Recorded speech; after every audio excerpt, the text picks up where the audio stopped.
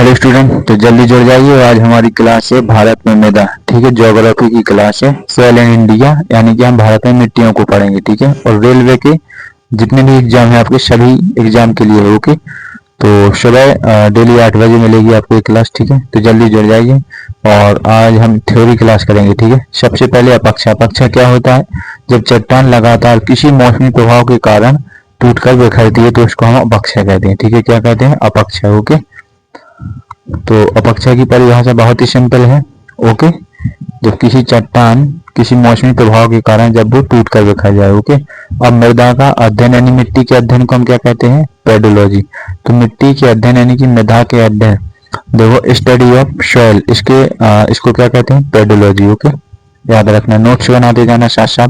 पत्थर के टूटने की प्रक्रिया को पेडोजेनेसिस कहते हैं, यानी कि मिट्टी का निर्माण होता है। जब पत्थर टूटता है तो मिट्टी का निर्माण होता है। ओके, अगला है हमारा कि मिट्टी का पहला वैज्ञानिक वर्गीकरण किसने दिया था? बार्टली डोकुचेप के द्वारा। किसके द्वारा दिया गया था?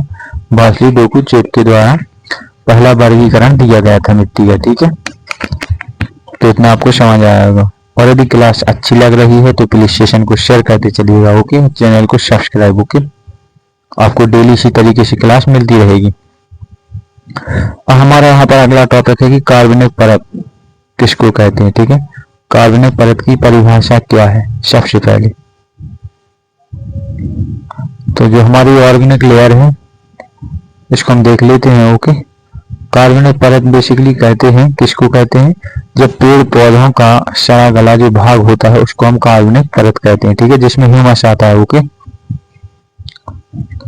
ठीक है, तो इतना समझ आया आपको। और नोट्स बनाते जाना तो आपको हर एक एग्जाम के लिए काम आएगा। हम देखेंगे मिट्टी के आकार को, यानी कि मिट्टी का कितना आकार है। तो सबसे पहले देखेंगे जो बजरी होती है ना, बजरी जिसको हम गिरीवाल कहते हैं, इसका आकार 0.5 mm होता है। ठीक है, इसके बाद हमारा इसको लिख लेना। ओके, ये मोस्ट है बिल्कुल। इसके बाद में हमारा दूसरा है रेत, जिसको हम सैंड कहते हैं। इसका आकार, यदि हम आकार की बात करें तो 0.05 से लेकर के 2 mm तक का होता है। ठीक है, 2 mm तक का। ओके, 2 mm तक का। इसके बाद में गाद, जिसको हम सिल्ट कहते हैं, इसका आकार 0.002 mm से लेकर के 0.05 mm का होता है। ठीक है, और हमारा 4 पॉइंट यहाँ पर रहेगा कि मृत्तिका, जिसको हम क्ले कहते हैं, इसका आकार आपको देखने को मिलेगा 0.002 mm का, 2 mm से भी कम होता है। ठीक है, तो इसके नोट्स बना लेना, ये बहुत ही महत्वपूर्ण क्वेश्चन है ज्योग्राफी के। और डेली आप इसी तरीके से जुड़े रहेंगे तो आपका कंप्लीट ज्योग्राफी यूट्यूब पर ही हो जाएगा। ओके, चलिए तो अगली स्लाइड पे चलते हैं। यहाँ पर हमको पढ़ना है जलोढ़ मिट्टी क्या होती है। ठीक है, तो जलोढ़ मिट्टी के बारे में हम देखेंगे। सबसे पहले पहला पॉइंट आपको यहाँ पर दिखाई दे रहा होगा कि यह एक कैसी मिट्टी है? परिवहनीय मिट्टी है। ठीक है, जो कि वहन के द्वारा आती है, यानी कि बह के आती है। तो नदियों द्वारा पहाड़ों से बहकर लाई जाती है ये मिट्टी। ओके, और इसकी बनावट जो होती है वो लोमी बनावट होती है। लोमी बनावट का मतलब रेत, गाद और मृत्तिका से मिलकर बनी होती है। और भारत के कुल 40% भाग पर मिलेगी आपको। ठीक है, तो जलोढ़ मिट्टी आपको भारत के 40% भाग पर मिलेगी। और यहाँ सभी तरह की फसलें उगाई जाती हैं। जलोढ़ मिट्टी में सभी तरह की फसलें उगाई जाती हैं। ओके, लेकिन इसमें ह्यूमस की कमी रहती है। ठीक है, अगला पॉइंट यह उर्वर होती है। और 7 पॉइंट है कि यहाँ पर खेती करना बहुत आसान होता है। ठीक है, तो देन इसके बाद हम अगली स्लाइड पे चलते हैं। प्लीज इसकी नोट्स बना लेना और क्लास को 2 बार जरूर देखना। ओके, तो जलोढ़ मिट्टी के बारे में सारे के सारे इंपॉर्टेंट टॉपिक कहीं से भी पूछा जा सकता है। अगला हमारी लाल और पीली मिट्टी। ठीक है, तो लाल और पीली मिट्टी के बारे में हम देखेंगे। रेड और येलो सॉइल है। ओके, इसमें सबसे पहला पॉइंट है कि यह लोअर ऑक्साइड के कारण कैसी होती है? लाल दिखाई देती है हमको। ओके, और इसका दूसरा नाम क्या है? लाल और पीली मिट्टी को हम दूसरे नाम से भी जानते हैं, जिसको हम कहते हैं ओमनीबस ग्रुप। ठीक है, क्या कहते हैं? Omnibus group. इसका जो पीएच मान होता है वो 5.5 से लेकर 8.5 होता है। ठीक है, और भारत में लगभग 18.5% भाग पर यह मिलती है। ठीक है, कितने पर? 18.5% भाग पर। दक्कन के पूर्वी और दक्षिणी भागों में यह दिखाई देती है। कहाँ कहाँ पर? दक्कन के पूर्वी और दक्षिणी भागों में भी पाई जाती है लाल और पीली मिट्टी। और इसके निर्माण के लिए क्या जिम्मेदार है? तो वायुमंडलीय दाब लाल और पीली मिट्टी के निर्माण के लिए बहुत ही जिम्मेदार है। ठीक है,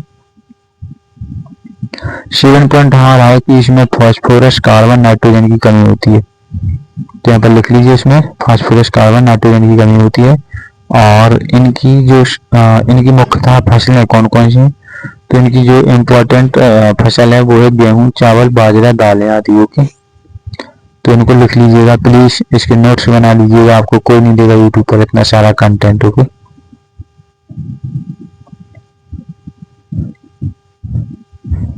ठीक है। तो ये मोस्ट क्वेश्चन है और लाल और पीली मिट्टी के बारे में जितना भी दिया सारा आपको सफिशिएंट है। ओके, तो चलिए आज की क्लास यहाँ पर एंड होती है। और साथ ही साथ मैं आपको बता दूं कि चैनल को शेयर जरूर करना, वो सब्सक्राइब जरूर करना और सेशन को शेयर जरूर कर देना अभी। ओके,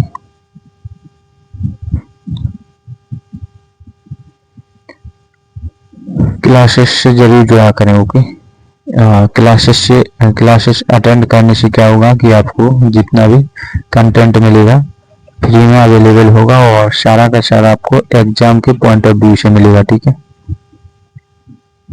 तो जितना ज्योग्राफी का इस पर क्लासेस चल रही है सारी की सारी मोस्ट है, प्लीज इससे जुड़ जाया करें। और मानविंद क्लासेस एप्लीकेशन को डाउनलोड कर लीजिए जिस पर आपको फ्री टेस्ट सीरीज भी प्रदान किया जाएगा। ओके,